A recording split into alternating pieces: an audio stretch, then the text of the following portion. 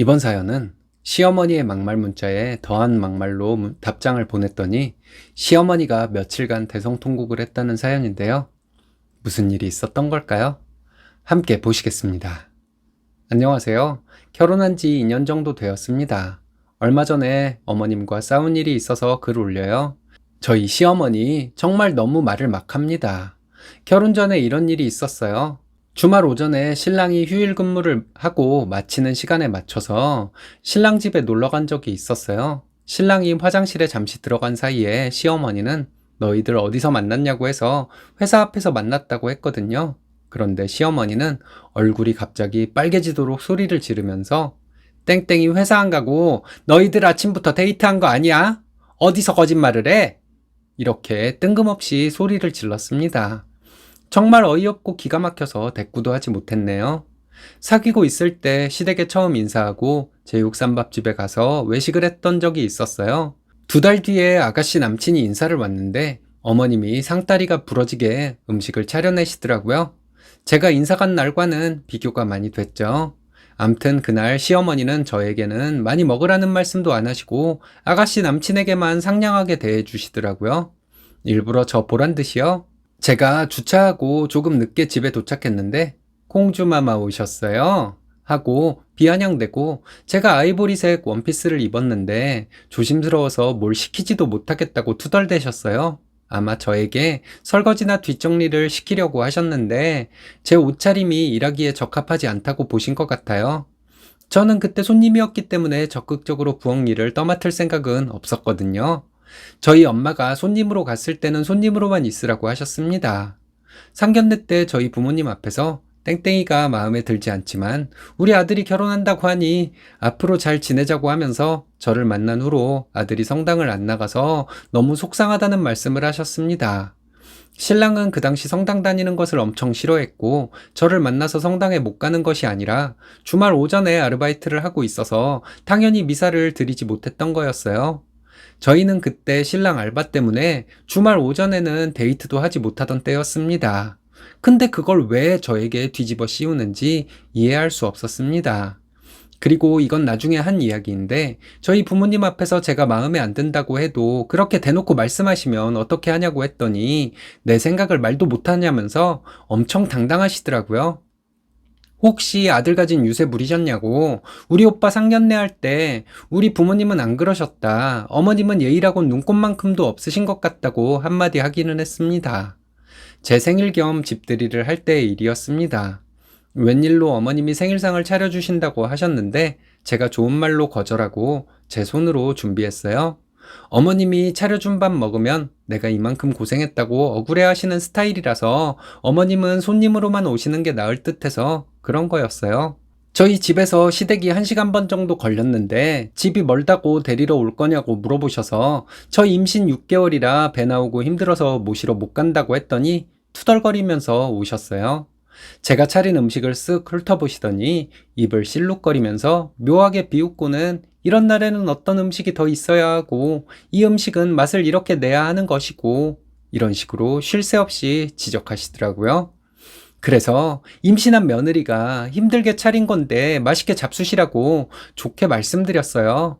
남편은 엄마는 음식을 너무 짜게 하는데 땡땡이는 짜지 않게 하면서도 음식에 깊은 맛이 난다고 신나서 떠드니 시어머니가 화나서 집에 간다고 하셨습니다. 어린애같이 구는 시어머니 겨우 말렸네요.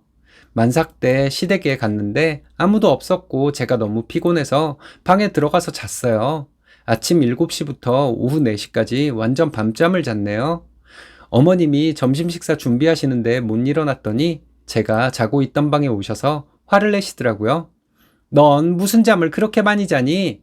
부엌에서 일하고 있는 소리가 나면 나와서 도울 생각을 해야지. 라고 하셨어요. 만삭대라 몸이 힘들어서 잔 것인데 너무 하시는 거 아니냐고 했더니 가증스럽다고 나가라고 하셔서 진짜 이성을 잃고 폭발할 뻔했습니다. 산후조리 기간에 어버이날이 되어 시댁에 갔습니다. 아이 낳고 1달 보름 정도 되었을 때였어요. 시부모님은 아이를 보시고 너무 좋아하셨고 아가씨가 특식으로 뼈찜 해준다고 기다리라고 해서 아이 모유 데워서 먹이고 있었어요. 그런데 저희가 돈이 없어서 어머님 선물을 준비하지 못했고 꽃바구니만 사갔거든요. 그런데 시어머니는 그 다음날에 전화하셔서 내가 성당 미사 마치고 자매님들과 이야기했는데 다들 용돈에 선물 받았다고 자랑을 하더라. 나는 받은 게 없어서 아무 말도 못했다. 어떻게 그럴 수 있냐? 막 소리를 지르시더라고요. 정말 돈이 없어서 선물을 못 샀다. 죄송하지만 보름만 기다려주시면 선물 챙겨드리겠다고 했더니 너희 친정에도 선물 안 드렸냐고 물으시더라고요. 네, 저희가 이번 달에 지출이 너무 커서 카드 한도가 다 차서 선물을 못 샀어요. 그런데 저희 부모님은 괜찮다고 아이 낳으면 돈 많이 드니까 아이 잘 키우고 몸조리 하는데 더 신경 쓰라고 우리는 괜찮다고 말씀하시던데요. 라고 했더니 아무 말씀도 못 하시더라고요. 그러면서 왜 그날 너희 남편이랑 신우가 설거지하고 상 치우게 만드냐고 하시더라고요. 신생아를 데리고 가서 아이를 돌봐야지 누가 설거지한 게 뭐가 중요하냐고 했더니 그래도 네가 며느리니까 부엌 일도 하고 아기도 다 돌봐야 하는 거래요.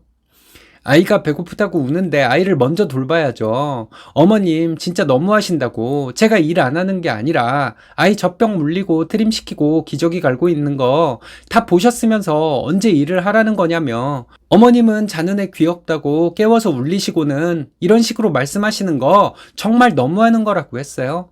남편이 설거지를 다 하고 와서 엄마, 그만해. 이 사람 아이 안고 젖 먹이고 돌보느라 손목 나가서 아대 차고 다녀. 그리고 내가 일찍 퇴근하는 날에 한의원 뛰어가서 침 맞고 와. 그러니까 며느리 일 시킬 생각하지 말고 좀 냅둬요. 했더니 어머님은 또 꿀먹은 벙어리가 되더군요. 시댁에 가면서 남편이 차에서 먹다 남은 커피를 들고 가서 마저 마셨어요. 방에서 커피를 보시더니 저를 노려보시면서 너희들만 커피 사 먹냐? 시어머니 것도 좀 사오면 안 되냐? 어쩌면 그렇게 이기적이냐? 고 하셨어요. 애기 아빠가 운전할 때 졸려서 먹다 남은 거예요. 했더니 다음에는 망고 한 박스 사와 라면서 소리를 지르시더라고요. 망고는 왜요? 했더니 요즘 사람들이 망고가 맛있다고 사 먹던데 나는 맛도 못 봤다. 그러니 좀 사오라고. 라고 소리를 지르셔서 정말 황당했어요.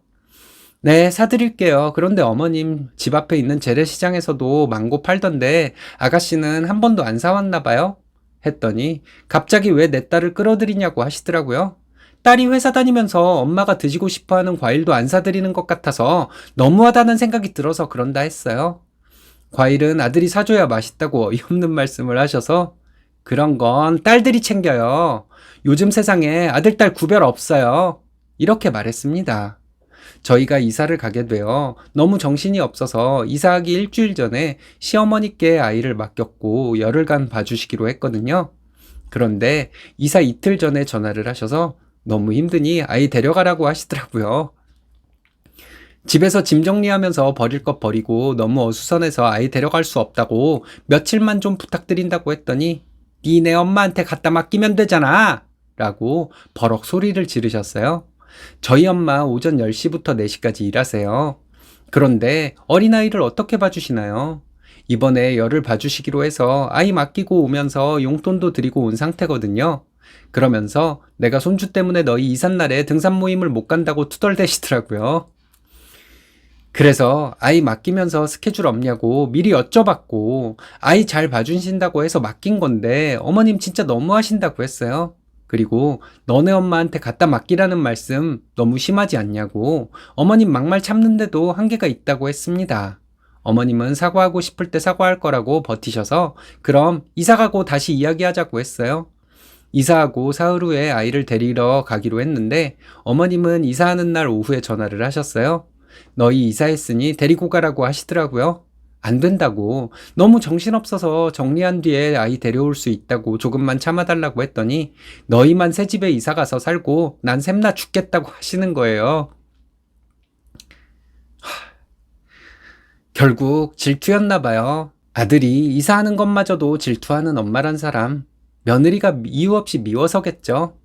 아이 돌보는 비용 넉넉하게 들였으니 맛있는 거 사 드시라고 하고 집 정리하고 집들이 할 테니 하루 주무시고 가라고 좀 달래드렸어요.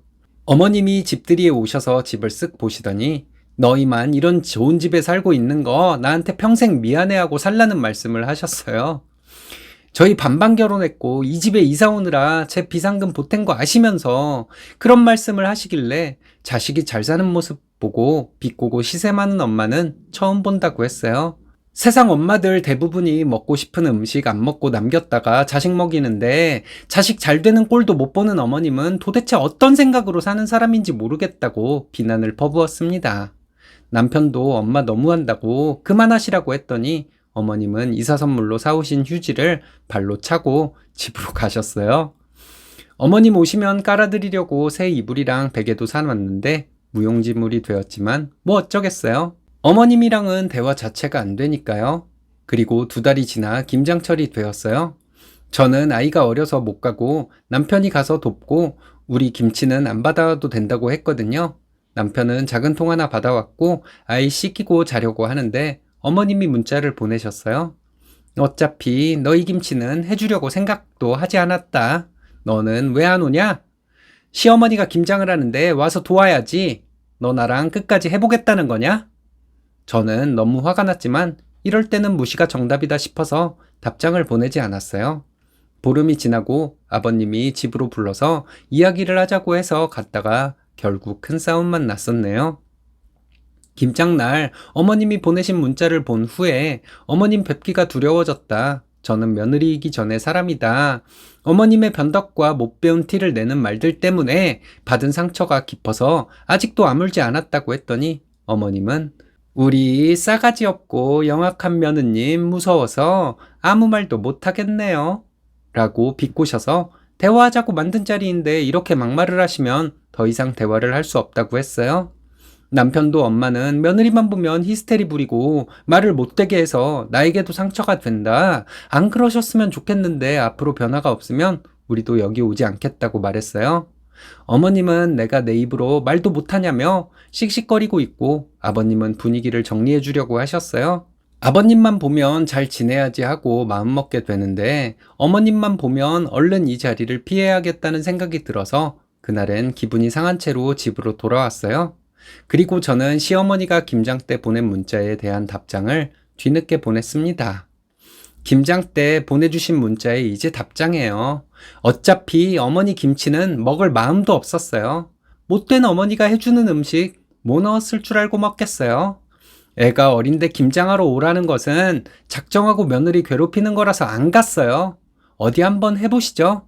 어머님이 저한테 그랬듯이 저도 어머니가 하려는 일들 모두 잘못되기만 바라고 초치는 말만 하고 살게요. 그래야 공평하지 않겠어요? 이렇게 답장을 보냈거든요. 나중에 시아버지가 남편에게 말했대요. 제 문자 받고 시어머니는 피해자 코스프레 하면서 며칠간 대성통곡을 했다고요. 근데 반전은 그런 쇼가 다른 시댁 식구들에게 먹히지 않았다는 거예요. 제가 보낸 문자를 시어머니가 다른 사람들에게 보여주었는데 어머니가 주작한 거 아니냐고 의심해서 시어머니가 더 서럽게 대성통곡을 했다고 합니다. 아버님 생각하면 고민이 되네요. 제가 예민하게 구는 부분이 있는 것 같기도 한데 어머님과 저는 상극인 것 같아요. 이왕 이렇게 된 거 약한 마음은 도움이 안 되겠죠? 정말 못된 시어머니네요. 독하게 마음먹고 계속 독하게 대응해야 합니다. 못된 사람은 본인에게 못되게 굴고 멸시하는 사람을 존중하는 특성이 있거든요.